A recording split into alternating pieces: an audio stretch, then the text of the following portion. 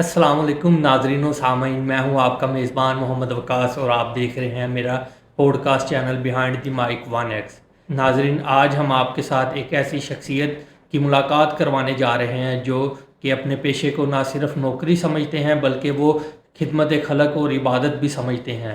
Doctor Shoaib अकरम जो कि DMS DHQ हस्पताल के अहदे पर फाइज हैं।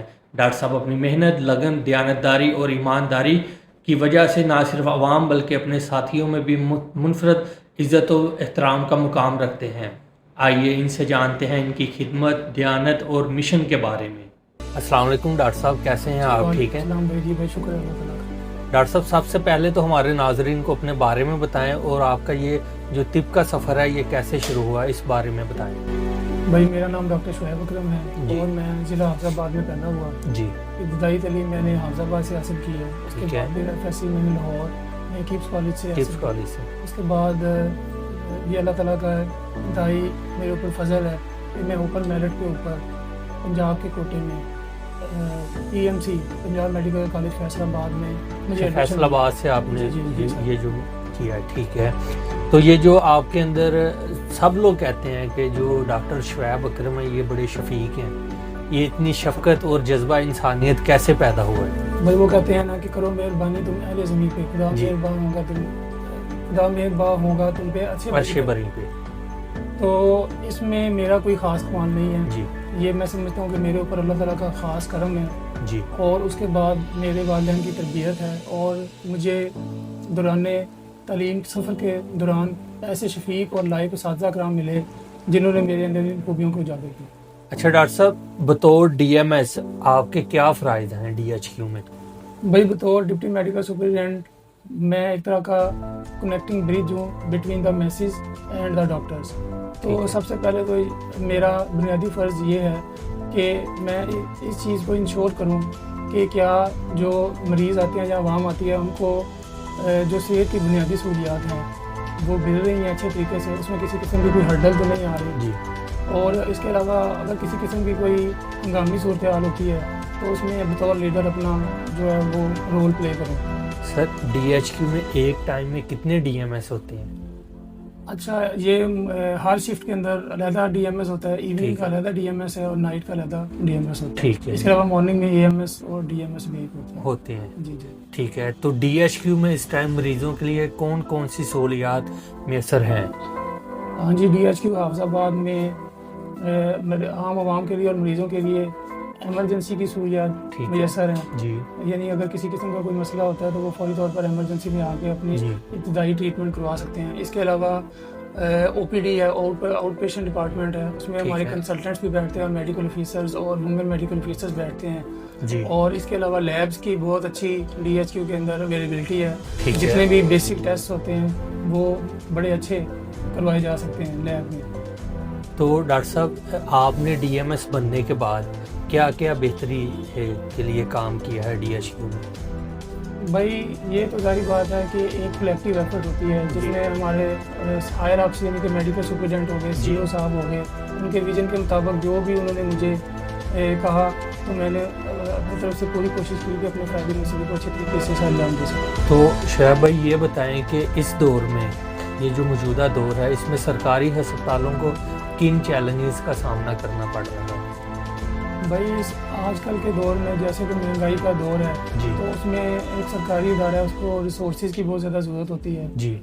ठीक है। अब जैसे देखें यहाँ पे जो अब रेडियोलॉजिस्ट आ गए हैं, कंसल्टेंट आ गए हैं, लेकिन जो है यहाँ पे MRI की सहूलत मुयसर नहीं है।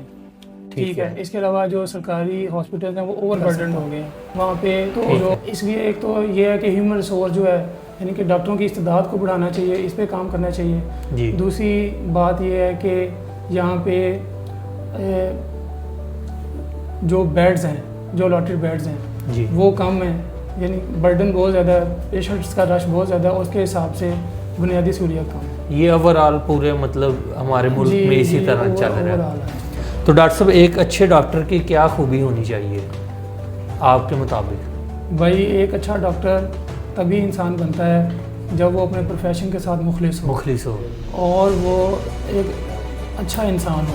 सबसे पहले तो डॉक्टर को चाहिए कि वो میرٹ پہ اور جو اس کی علمی قابلیت ہے اس کے مطابق اچھی مرض کی تشخیص کرے جی اور اس کے بعد اس کی انویسٹیگیشنز کروا کے ایک ڈیفینیٹو ڈائگنوسس پہ پہنچے. جی اس میں کسی قسم کی کوئی قلبہ پروری یا کوئی ایسی چیز کو خاطر میں نہیں لانا چاہیے. ایسے ہی ہے. اور کوئی بھی انسان ہو اس کی سفارش ہو یا نہ ہو اپنے جتنا بھی اللہ تعالیٰ نے آپ کو علم عطا کیا ہے اس کے مطابق اپنی طرف سے پوری کوشش کرنی چاہیے کہ شفافیت اور میرٹ سے مریض کا علاج کیا جائے. اچھا شعیب بھائی یہ بتائیں کہ عوام کو صحت کے حوالے سے کن بنیادی باتوں کا خیال رکھنا چاہیے؟ بھائی عوام کو سب سے پہلے تو یہ ہے کہ اپنے صحت کے جو بیسک پیرامیٹرز ہیں جی ان کا خاص خیال رکھنا چاہیے.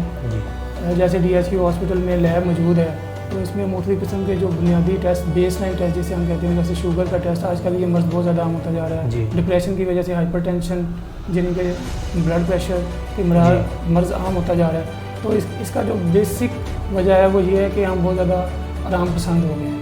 تو سب سے پہلے تو یہ ہے کہ ہمیں کوئی تھوڑا بہت واک وغیرہ کرنی چاہیے صبح. ہاں جی ایفرٹ کرنی چاہیے اور متوازن اور اچھی غذا کھانی چاہیے. یہ جو آج کل جنکس فوڈ ہیں ان سے اوائڈ کرنا چاہیے, بیکری آئٹمز وغیرہ سے اوائڈ کرنا چاہیے. یہ جو سوشل میڈیا پہ ہم یہ نیوز دیکھتے ہیں آئے روز جو نوجوانوں میں ہارٹ اٹیک کا ایشو ہے اس کی بھی وجوہات یہی ہیں؟ جی بھائی ظاہری بات ہے کہ آج کل عوام جو ہے وہ زیادہ تر جو جیسے جنکس فوڈ وغیرہ ہو گیا یا جو مصنوعی قسم کے ہیں جو کہ جو صحت کے پیرامیٹرز کے مطابق نہیں ہوتے. تو اس طرح اور یہ ہے کہ باہر ہوٹلنگ کرنے کا زیادہ عوام میں پہلے یہ ہوتا تھا کہ گھر میں اچھی مطلب یعنی کہ سادہ سمپل غذا ہوتی تھی.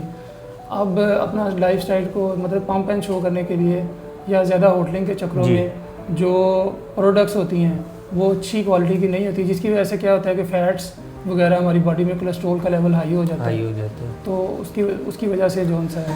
تو شعیب بھائی آخر میں آپ سے یہ آخری سوال کر رہے ہیں, اس کے بعد ہم اپنا پوڈ کاسٹ اختتام کی طرف لے کے جائیں گے. جی بھائی آپ کا کوئی ایسا خواب یا مشن جو آپ سمجھتے ہیں کہ ابھی تک ادھورا ہے اور اس پہ کام کرنے کی ضرورت ہے مجھے؟ بھائی قرآن پاک کی ایک آیت ہے فَإِذَا عَزَمْتُ فَتَوَكَّلْ عَلَى اللَّهِ. جی جب تم کسی کام کو کرنے کا عزم کر لو, مسمى میں ارادہ کر لو تو تم اپنے اللہ تعالیٰ پہ توکل کرو. جی یہ میرے اوپر اللہ تعالیٰ کا خاص کرم ہے کہ میں نے میرے جیسا عام انسان ناچیز انسان اس نے ڈاکٹر بننے کا خواب دیکھا اور اللہ تعالیٰ نے مجھے میرا خواب پورا کر دیا. اور میرا یہی خواب ہے کہ میں اپنے اسی مشن کو آگے بڑھاؤں اور انسانیت کی زیادہ سے زیادہ خدمت کر سکوں. جی شعیب بھائی آپ کا بہت شکریہ کہ آپ نے ہمارے لیے اپنا قیمتی ٹائم نکالا ہے. جزاک اللہ. ڈاکٹر شعیب احمد صاحب آپ کا بہت شکریہ کہ آپ نے ہمارے ناظرین کے لیے وقت نکالا. ڈاکٹر صاحب آپ جیسے لوگ ہی اس معاشرے کی اصل طاقت ہیں اور جو انسانیت کی خدمت کو عبادت سمجھتے ہیں. میں دعا گو ہوں کہ اللہ تعالیٰ آپ کو مزید ترقیوں سے نوازے. اگر آپ کو ہمارا یہ پوڈ کاسٹ پسند آیا تو ہمارے چینل کو سبسکرائب کریں, ویڈیو کو لائک کریں اور آگے بھی شیئر کریں تاکہ یہ پیغام زیادہ سے زیادہ لوگوں تک پہنچ سکے. انشاءاللہ اگلی نشست میں ملاقات ہوگی ایک اور منفرد شخصیت کے ساتھ. تب تک کے لیے اپنے میزبان محمد وقاص کو دیں اجازت. اللہ حافظ.